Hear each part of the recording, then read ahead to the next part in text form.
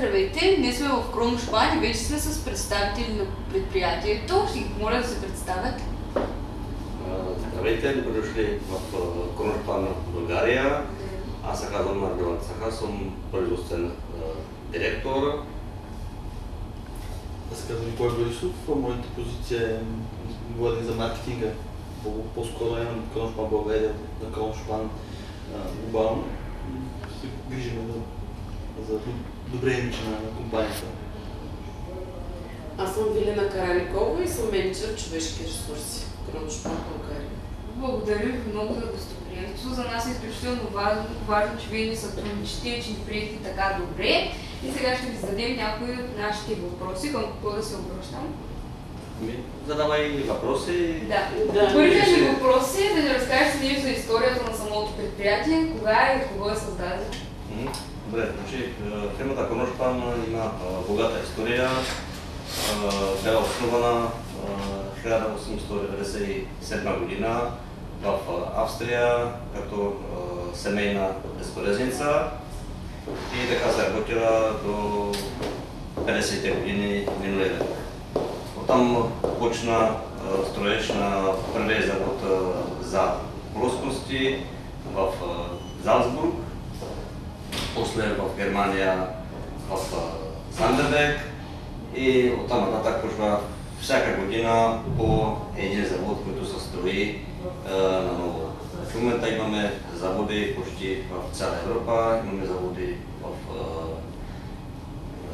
Съединените щати американски, в Китай, но концентрирано сме в областта на източна Европа. Като едно водещо промишлено предприятие, Кроношпан предлага работа на много хора. Колко работници работят в Кроношпан? Има ли някакво съотношение между мъжете и жените? За работниците, може би аз трябва да кажа, към момента имаме 430 наши служители, които са на трудов договор при нас. Ние имаме и цех за производство на ПДЧ в Търново и логистична база в София. Това е бройката за тези трите града, Бургас, Търново и София. Като в същото време осигуряваме работа на доста повече хора от региона, тъй като работим с много повече изпълнители, външни фирми, ползваме на територията на нашия завод. Така че общата бройка на заетите при нас е около 3000 човека. И Кроношпан като глобално сме колко 15 000. В момента сме малко на 12 000. Около 12 000, това става въпрос за Кроношпан групата в цял свят. Като се планира в следващите 3 години да хвърлим от Бургас, защото една обмяна на хора, на опит, на средства, на технологии също първо дава възможност на хората в Бургас да покажат какво могат да мечтат, че в България има също качествени кадри и те могат да покажат опита си навън. Така и ние да получим опит отвън. В глобалния свят на глобализацията, така засяга и нашия бизнес. Споменахте машините, можете ли да ни разкажете каква техника се използва в самото предприятие? Значи в Кроношпан се използват най-модерни технологии, които са в света, на пазара, постоянно се модернизират. Ако се окаже една технология е по-добра от старата и има ефект да се смени, примерно да се намали разход, да се подобри качество на продукта, периодично става. Значи не мислите, че Кроношпан допринася за развитието на промишлеността в Бургас? Това, което каза Цах, че всъщност ние не сме голямо предприятие, но свързаните предприятия с нас са доста. Ние използваме доста подизпълнители, което помага за индустрията в Бургас. Защото един голям завод като наш има нужда от най-елементарно доста части за машините, които трябва да създаваме работни места, взема суровина в дърворобива. Хлебоплочи се правят от дървесина. Ще непрекъснато влизат камиони с вагони, ЖП транспорт и с вагони получаваме стока от нашите други заводи на Кроношпан с продукти, които в България не се произвеждат, но ние сме дистрибутори.